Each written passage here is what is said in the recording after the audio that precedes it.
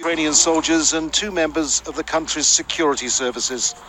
They were captured by the Russian Navy, which opened fire on their 3 boats here in the Kerch Strait 9 months ago.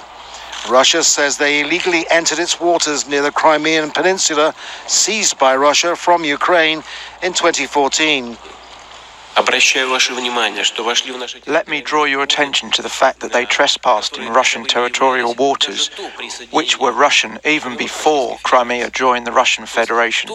That is, in the place where Russian territorial waters have always been. The Kerch Strait gives the only access to Ukrainian ports in the Sea of Azov, but it's now largely under Russian control, and tensions in the region are high.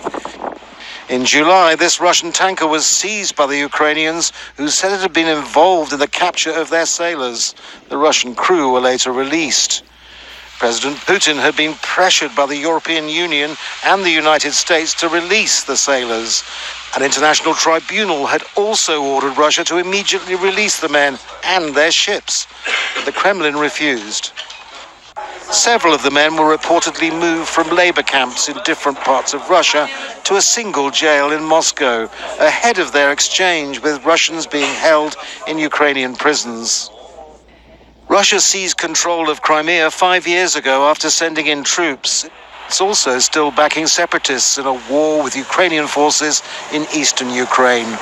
More than 10,000 people have been killed since the fighting began 5 years ago. Ukraine's new president, Vladimir Zelensky, says he wants to revive peace negotiations with Russia. He's been courting European leaders recently.